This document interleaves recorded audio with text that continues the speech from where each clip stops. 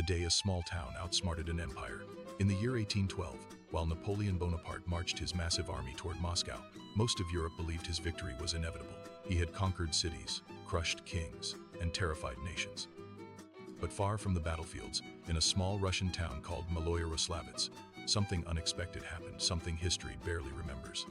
This town had no great walls, no famous generals, no powerful weapons, only ordinary people.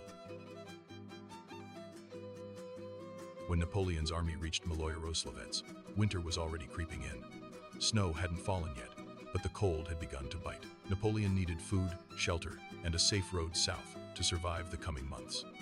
Maloyaroslavets stood directly in his path. The French soldiers entered the town expecting supplies. Instead, they found emptiness. Homes were abandoned, shops were bare, wells had been destroyed, even the grain stores were gone. The townspeople had fled, but not in panic. They had left deliberately, carrying or burning everything Napoleon's army could use. Then something stranger happened. As the French set up camp, fires suddenly erupted across the town, not from French torches, but from houses ignited earlier by the residents themselves. Maloyaroslavets was burning itself to the ground. Napoleon watched from a nearby hill as smoke rose into the cold sky. He had seen enemies surrender.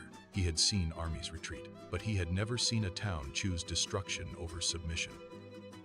The next morning, Russian forces attacked. The battle was fierce and brutal, but it wasn't meant to win. It was meant to delay. For hours, control of the town changed hands again and again.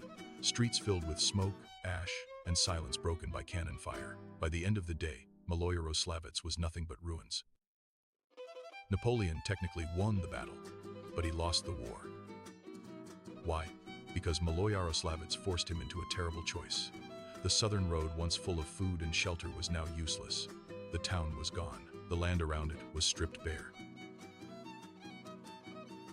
Napoleon had no safe way forward, so he turned back, and that retreat through snow, starvation, and relentless cold destroyed his army. Out of more than 600,000 soldiers who had marched into Russia, fewer than 100,000 returned. No famous general made that decision. No heroic charge caused it. No legendary weapon decided it. It was decided by ordinary townspeople who understood one thing: if they fed the empire would survive. If they denied it, the empire would fall. Maloyaroslavets disappeared from maps, burned into ash, but its sacrifice changed history. Napoleon never recovered. Europe was reshaped, and a tiny town proved that sometimes the strongest weapon isn't an army, it's the courage to let go of everything you have.